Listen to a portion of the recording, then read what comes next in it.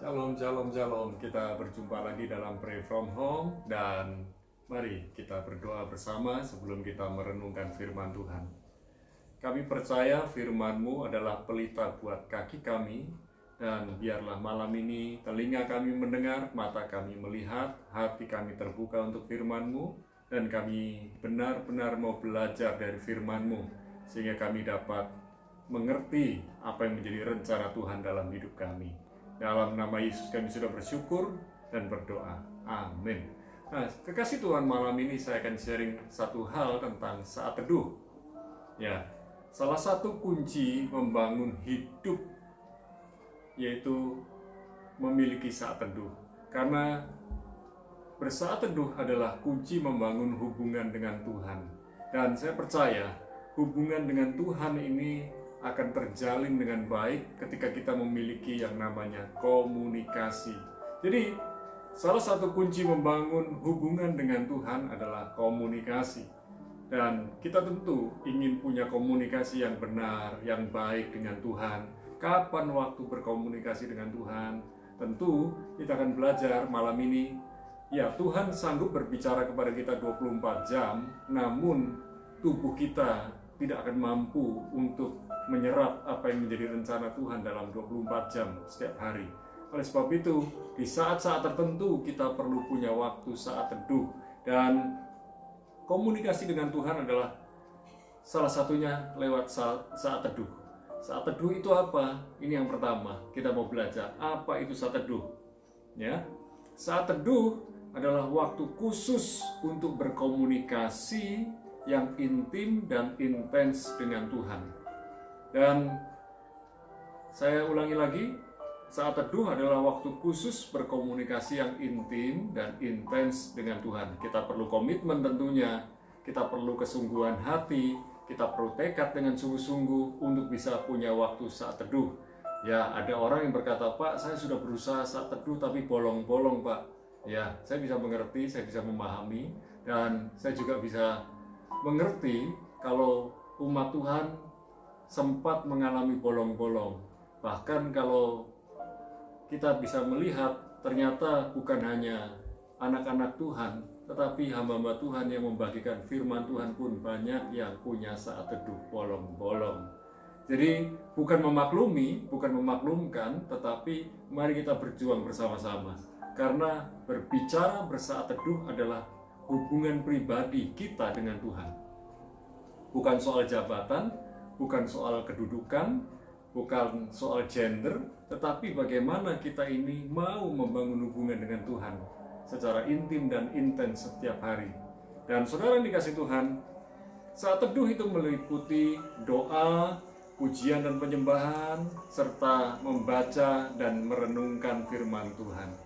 Sehingga Tuhan itu banyak berbicara kepada kita lewat firman-Nya. Dan kita buka bersama-sama Mazmur 5 ayat 1-4. Hal yang pertama, kita berbicara mengenai apa itu saat teduh. Yang kedua, kita berbicara mengenai bagaimana bersaat teduh. Mazmur 5 ayat 1-4. Mazmur 5 ayat 1-4. Untuk pemimpin biduan dengan permainan suling, Mazmur Daud. Berilah telinga kepada perkataanku ya Tuhan. Indahkanlah keluh kesahku. Perhatikanlah teriakku minta tolong. Ya Rajaku dan Allahku. Sebab kepadamulah aku berdoa. Tuhan, pada waktu pagi Engkau mendengar seruanku. Pada waktu pagi aku mengatur persembahan bagimu. Dan aku menunggu-nunggu. Dan di dalam Mazmur 5 ayat yang keempat ditegaskan, Tuhan, pada waktu pagi Engkau mendengar seruanku. Pada waktu pagi Engkau mendengar seruanku.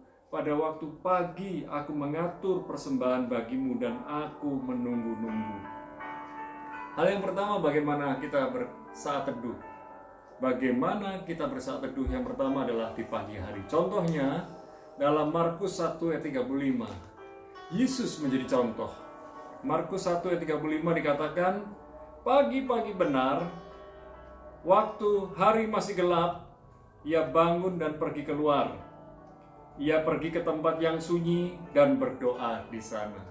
Jadi Yesus mengatur waktunya pagi-pagi benar, waktu masih gelap. Artinya early morning, artinya matahari belum terbit. Dan Yesus mengatur waktunya untuk bersaat teduh, waktunya untuk berkomunikasi dengan Bapa. Yesus adalah teladan kita yang terbaik. Mari kita belajar dari Tuhan Yesus. Tuhan Yesus sendiri pun berdoa, apalagi kita harus berdoa. Saudara, Yesus juga memberikan teladan di malam hari. Lukas 6 ayat 12. Lukas 6 ayat 12 dikatakan demikian. Pada waktu itu pergilah Yesus ke bukit untuk berdoa, dan semalam-malaman ia berdoa kepada Allah. Yesus memberi contoh. Dia berdoa di pagi hari dan dia juga berdoa di malam hari. Berarti Yesus mengawali harinya dengan berdoa dan mengakhiri harinya dengan berdoa pula. Dan kita mau belajar bahwa kalau kita melihat kehidupan Yesus, pagi hari berdoa, malam hari berdoa. Dan kalau kita lihat budaya orang Yahudi, hari dimulai dari sore hari. Bisa jadi berarti sore itu merupakan awal dan pagi hari itu merupakan kehidupan di tengah hari. Saudara, artinya sederhana. Kapanpun kita mau berdoa, berdoalah. Tapi kalau kita punya waktu jam bangun kita di pagi hari, miliki waktu untuk berdoa, miliki waktu untuk bersaat teduh, dan malam hari miliki waktu untuk bersaat teduh.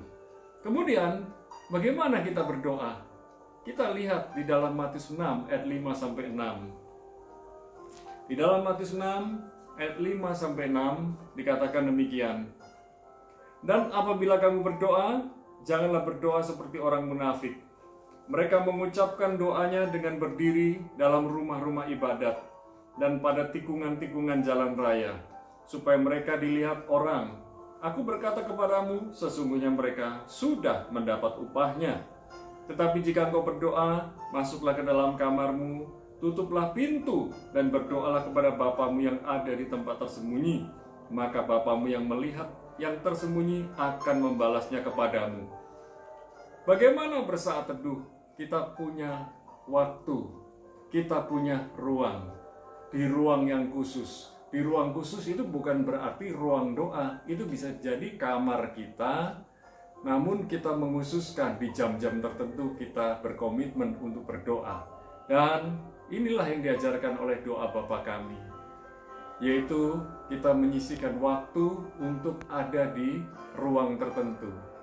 Kita menyisihkan waktu bukan di ruang terbuka, tetapi menyisihkan waktu di kamar yang khusus untuk kita berdoa. Dan bagaimana kita bersaat teduh?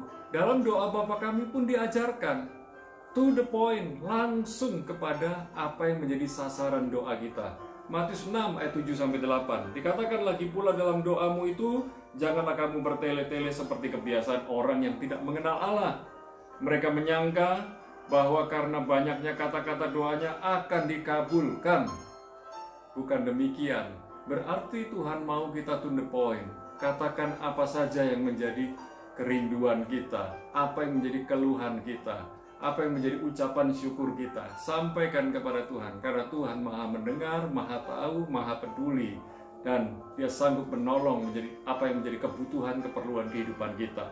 Saudara yang dikasihi Tuhan, bagaimana kita bersaat teduh? Tuhan mau jangan sampai kita salah berdoa. Dalam Yakobus 4 ayat 1-3, Yakobus 4 ayat 1-3 dikatakan begini. Dari manakah datangnya sengketa dan pertengkaran di antara kamu? Bukankah datangnya dari hawa nafsumu yang saling berjuang di dalam tubuhmu? Kamu mengingini sesuatu tetapi kamu tidak memperolehnya. Lalu kamu membunuh, kamu iri hati tetapi kamu tidak mencapai tujuanmu. Lalu kamu bertengkar dan kamu berkelahi. Kamu tidak memperoleh apa-apa karena kamu tidak berdoa. Atau kamu berdoa juga, tetapi kamu tidak menerima apa-apa karena kamu salah berdoa. Sebab yang kamu minta itu hendak kamu habiskan untuk memuaskan hawa nafsumu.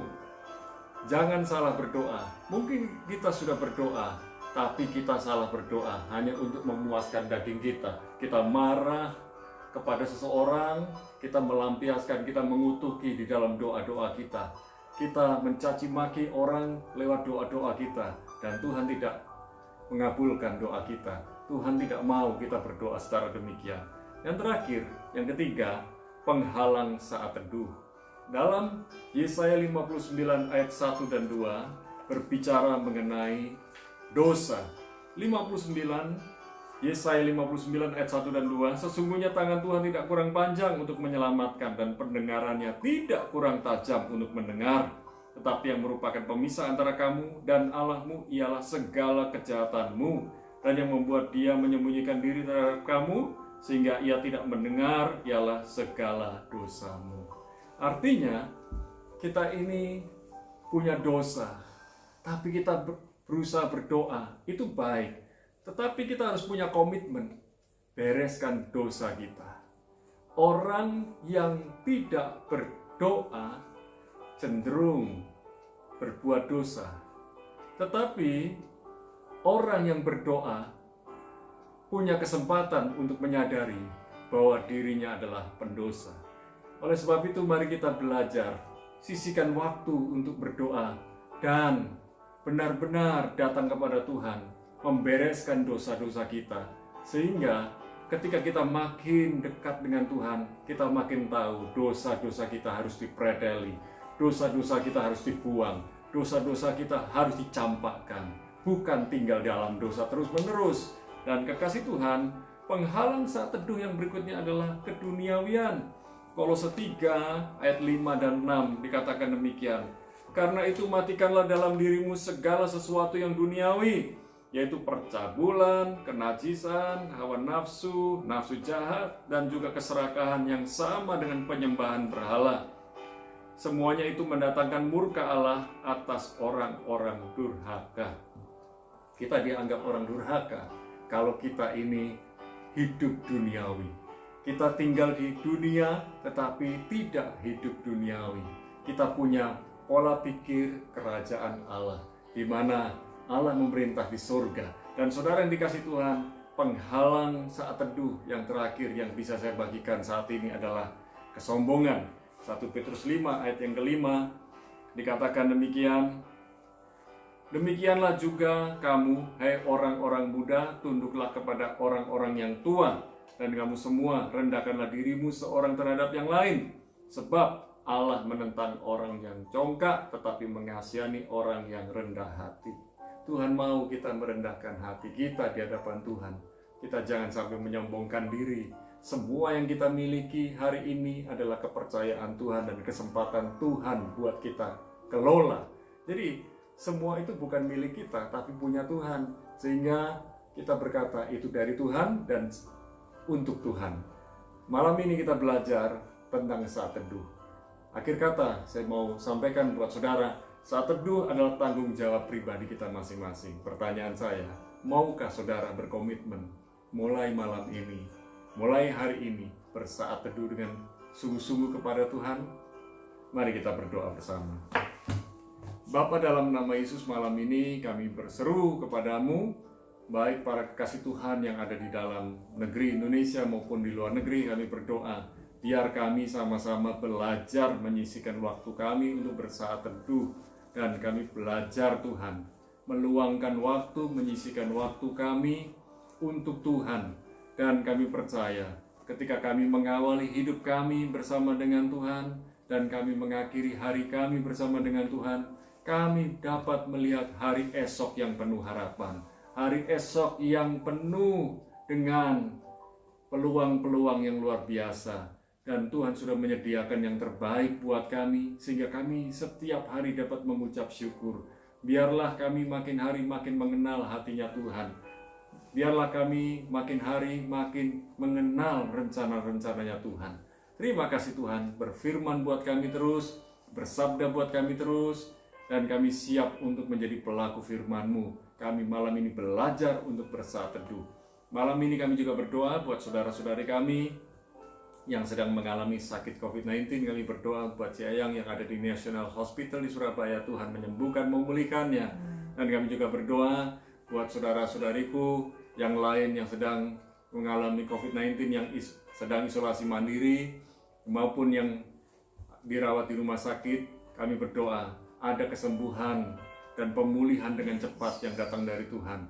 Dan kami juga berdoa ya Tuhan buat saudara-saudariku yang sedang mengalami sakit, baik yang ada di kepala, di jantungnya, di parunya, asam lambung, di ginjal, dan di organ-organ tubuh yang lain, bahkan termasuk yang sedang mengalami kanker. Untuk Bu Fatma yang ada di Gudo, Tuhan menyembuhkannya dari sakit kanker. Dan kami berdoa juga Tuhan untuk Pak Selamat yang sebentar lagi akan mantu. Tuhan memberikan keteguhan hati, Tuhan memberikan kesembuhan, pemulihan, kesehatan. Dan kami juga berdoa buat Cilui untuk dapat mendampingi Pak Selamat dengan penuh syukur dan sukacita. Terima kasih Tuhan, kami berdoa buat Pak Daud yang mengalami diabetes. Tuhan menyembuhkan, memulihkannya, termasuk Tuhan memberikan kesembuhan buat penglihatannya. Untuk saudara Lukas yang sedang mengalami pneumonia dan sedang mengalami kegentaran, Tuhan memberikan kekuatan dalam hidupnya. Kami juga berdoa Tuhan buat rekan-rekan hamba Tuhan yang lain yang sedang melayani pekerjaan Tuhan setiap hari. Tuhan memberikan hikmat pertolongan, kesehatan yang prima, dan tetap menjaga protokol kesehatan ketika mereka menjalankan pelayanan. Terima kasih Tuhan, kami berdoa buat saudara-saudari kami yang memiliki pekerjaan, baik sebagai karyawan maupun para pengusaha, baik di toko, di apotek, di gudang, di pabrik-pabrik, di peternakan, di pertanian, perkebunan, perindustrian, pertambangan, dan usaha-usaha yang lain. Kami berdoa ya Tuhan, biarlah apa yang sedang mereka kerjakan, Tuhan memberkati, Tuhan menolong, Tuhan membela mereka. Termasuk hari-hari ini di mana dealer-dealer motor, dealer-dealer mobil, mereka mengalami pergerakan pembelian yang mulai lebih banyak. Kami bersyukur bahwa ekonomi dari anak-anak Tuhan mulai mengalami kemajuan, mengalami perubahan. Kami berdoa biarlah semua anak-anak Tuhan yang setiap hari bekerja menjaga protokol kesehatan dengan benar dan baik. Terima kasih Tuhan, kami juga berdoa buat bangsa negeri Indonesia yang mulai proses vaksinasi COVID-19 untuk tahap kedua.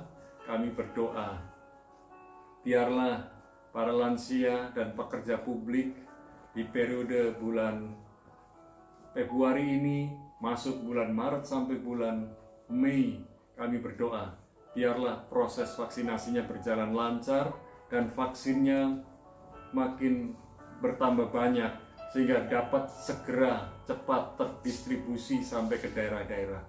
Kami berdoa ya Tuhan, tolong umat Tuhan untuk tetap bersyukur, bersukacita senantiasa, dan mendoakan bangsa negeri Indonesia bersama. Dan kami berseru Presiden Jokowi, Tuhan memberikan otoritas wibawa untuk memimpin negeri Indonesia. Hikmat-Mu turun atas beliau sehingga dapat memimpin negeri Indonesia dengan luar biasa, dengan benar dan baik. TNI dan Polri menjaga proses distribusi vaksin COVID-19, dan kami juga berdoa ya Tuhan, biarlah TNI dan Polri juga mengawal negeri ini. Biarlah negeri ini aman, damai, sejahtera dalam perlindungan Tuhan. Terima kasih Bapa. Kami berdoa buat para guru, para dosen. Juga kami berdoa buat para murid dan mahasiswa. Biarlah dalam proses belajar mengajar, mereka menikmati penyertaan dan hikmat dari Tuhan. Dan biarlah negeri ini makin banyak orang cerdas, banyak orang berhikmat, banyak orang yang takut akan Tuhan. Terima kasih Bapa. Kami percaya hari esok Tuhan yang pegang, dan malam ini ketika kami beristirahat dan punya waktu bersama dengan keluarga kami bisa menikmati family time. Terima kasih ya Tuhan, turunkan berkat-Mu buat kami semua. Di dalam nama Bapa, Putra, dan Roh Kudus, di dalam nama Yesus kami sudah bersyukur dan berdoa. Sama-sama katakan amin. Tetap bersyukur, tetap berdoa, dan miliki saat teduh yang benar dan baik. Rutin terus. Tuhan Yesus memberkati.